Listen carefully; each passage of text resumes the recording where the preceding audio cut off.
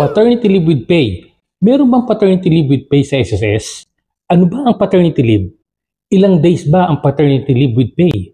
Sino ang qualified na mag-avail ng paternity leave with pay? Gusto kong i-share sa inyo ang isang conversation sa group. Naka-public naman ito kaya alam ko na pwede ko i-share para maging aral sa lahat bago mag-comment sa anumang makikita nyo nakapost. May nagtanong kasi sa isang group page ng mga SSS online assistants. Ang tanong niya, may pwede po bang i-claim as paternity? Wala po kasi SSS ang asawa ko. Wow.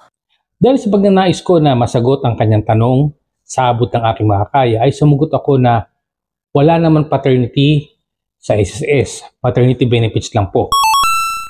Pero merong isang member ng group na may pangalang na nag-comment sa aking reply at nag-send ng isang video link about paternity leave. Ang comment niya, nagpaalab ng damdamin ko. Ito ang comment niya. Huwag basta mag-comment kung kulang ka sa knowledge. Mag-research ka muna para hindi ka magmukhang engot. Sorry pero real talk lang. At sinundan pa niya ng isa pang comment na sa dalawa kong anak ay 2 beses din akong nakapag-claim ng paternity benefits sa SSS. Kaya huwag mong ipagdiinan sa akin ang paniniwala mo. So, pinindigan niya na mayroong paternity benefits sa SSS. Para matiyak ay muli kong binalikan kung ano-ano nga ba ang mga benefits sa SSS. Dahil baka mali nga ako na mayroong paternity benefits sa SSS na hindi ko alam. At narito po ang mga benefits sa SSS. Una ay ang sickness benefits, maternity benefits, disability benefits, retirement benefits, death benefits, funeral benefits, unemployment benefits, at ECC program. Sa 8 benefits na binanggit sa SSS ay wala namang nabanggit na paternity leave.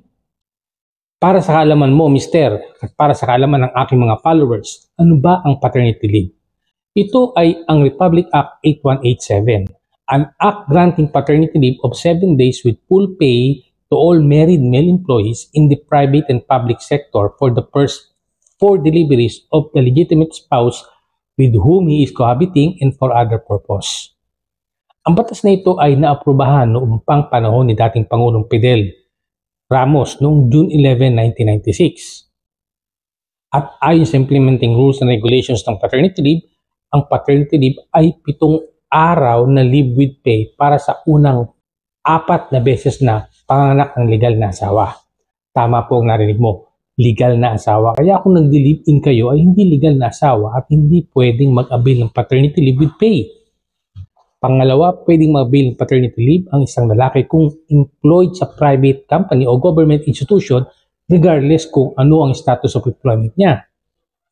Pangatlo, dapat ay nagsasama ang mag-asawa sa panahon ng panganak o hindi sila separated nung ang asawa ay manganak.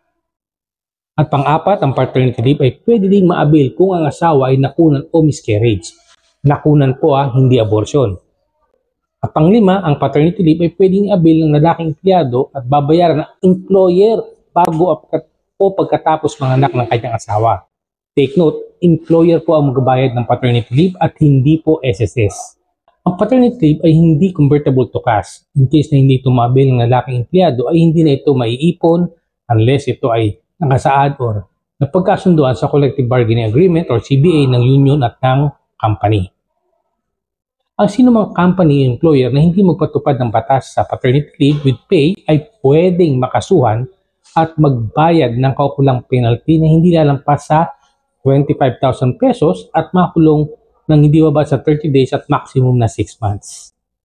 Yan po ang batas tungkol sa paternity leave. At sa iyo, Mister, salamat at naunawaan mo ang sinabi ko na hindi sa SSS ang application ng paternity leave sapagkat ito ay mandated sa lahat ng companies, private man o government institution na bayaran sa mga qualified na lalaking may asawa na kanilang empleyado ukol sa paternity leave with pay. Ito ang huling message ni Mr. bago niya dinelete. Yes sir, tama kayo dyan. Sa company nga galing yan. Silang nagbigay niyan kaya pwede siya mag-claim ng paternity leave. Hindi nga pala sa SSS galing yan. Thanks for clarification. O biglang bumait si Mr. Dapat bago tayo mag-comment sa anumang sa social media, iwasan natin ang maka-offend o magsalita ng mga foul na salita lalo na at gusto lang naman natin na makatulong sa mga kabayan natin na nagtatanong. Kung meron kayong tanong about paternity leave ay mag-message lang kayo sa baba ng video na ito. See you on my next videos.